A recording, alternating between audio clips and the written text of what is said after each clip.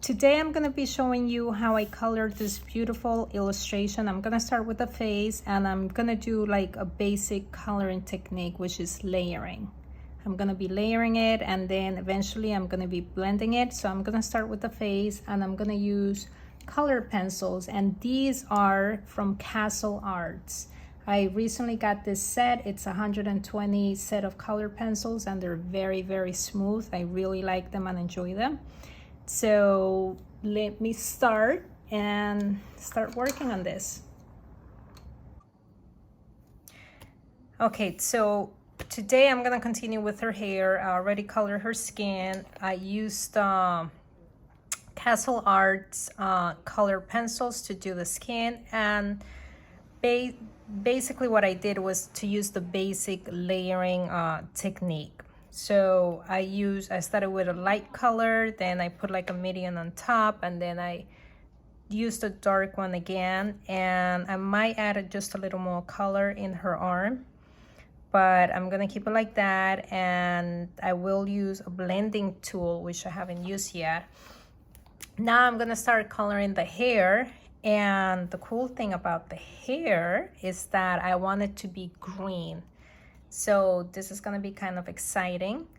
And for the hair, I'm gonna be using the Ohuhu Markers, which I really like them. So I'm gonna give her different shades of green. I'm probably gonna mix the markers and color pencils. So I'm gonna start applying the markers first. And I did swatch them out. So I selected them and I put like how many layers I place on top just to get the color. Like in this one, GY4, this is just one layer. But if I put 3 layers, it looks much more smooth and just a better color. So here we go. I'm gonna start with that one with the GY4. And I'm gonna use the brush tip because I'm just gonna go sort of like strand by strand, or within the lines here. So I'm just gonna get this closer up. So the one thing that I like about coloring is that I get to experiment. Oh, and before I start, in my coloring book I have this blotter page, so I like to keep it underneath. The paper it has high quality, it's very strong. It will be able to withstand the markers, but I still like to keep the blotter page below just in case. So I'm just gonna go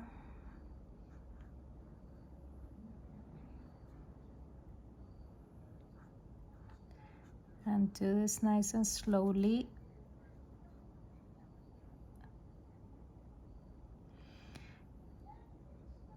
I'm gonna do my best to stay within the lines, but it's okay.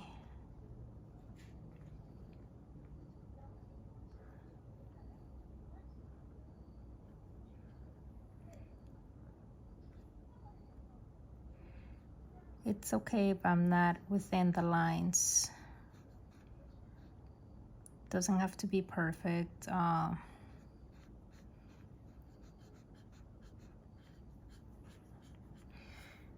I mean, hair is hair, and I just want to make it colorful.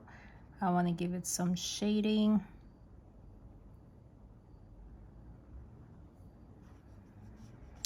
So this is just the beginning. There's gonna be more to it, so I'm not too concerned about like the lines or not, because there's always, what Bob Ross used to call happy mistakes. So if I make a mistake, it's okay. There's always a way to fix it. There's always a way to find a solution.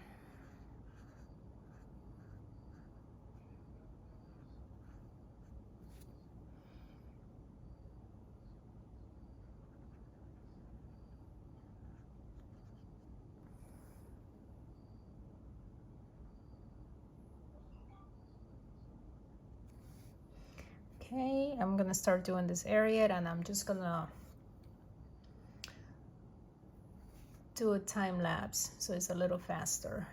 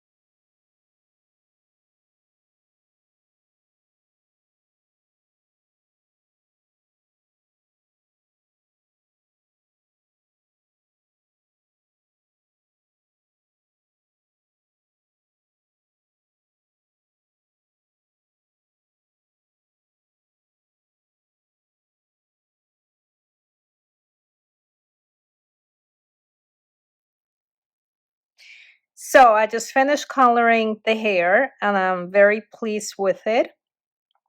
I'm happy with the skin. I'm happy with the hair. Like I stated before and you saw in the video, I used the Ohuhu Markers for the hair and then I layered colored pencil on top.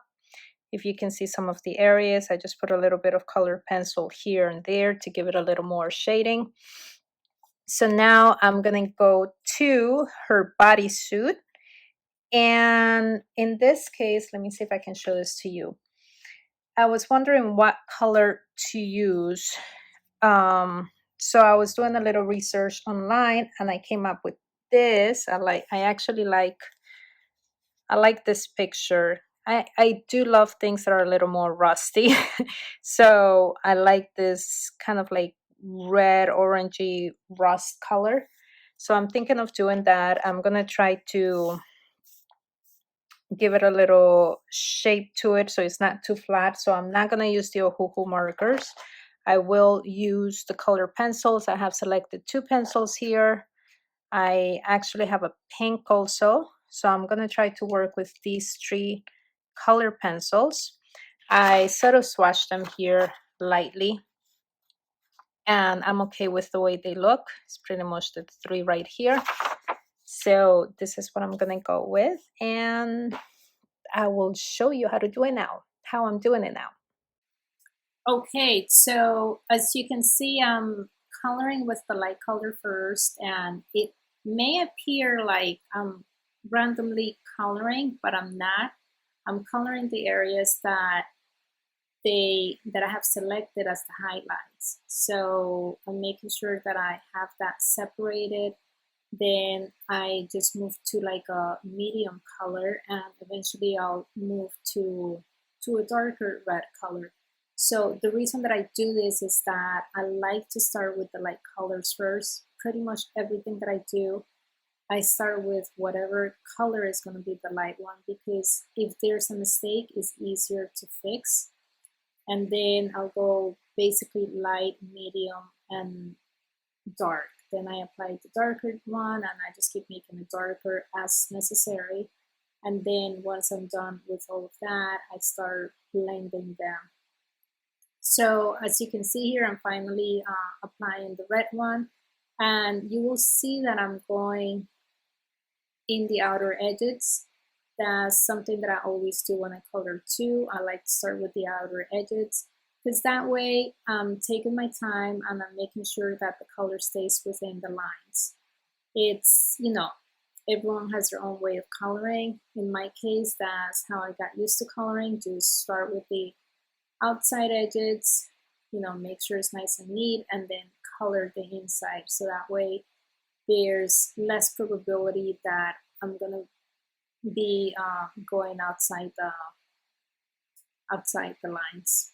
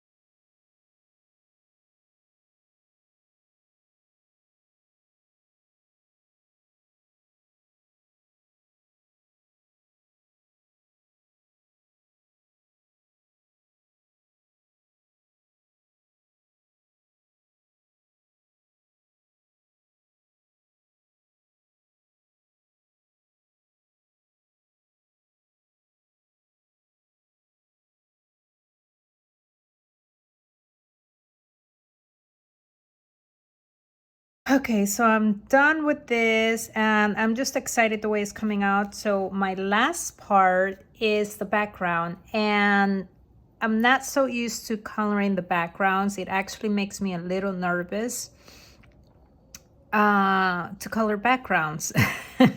It's usually, it's a big space. In this case, I added like some graphics to it just to make it a little more fun and interesting for those that want to like color the circles. Debating if I want to color the circles individually.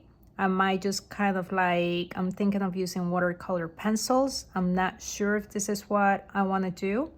So for now, I'm going to take a break. I'm going to do this probably tomorrow, and that will be in a separate video. So I will let you know when it's ready and share it with you.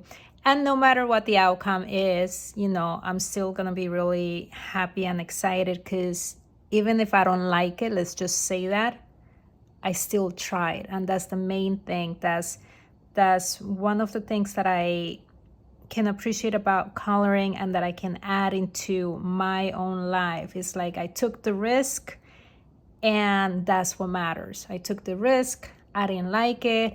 I failed. I made a mistake. It came out wrong. Okay, it's fine. The good thing is that I got to learn that maybe I wouldn't do this again.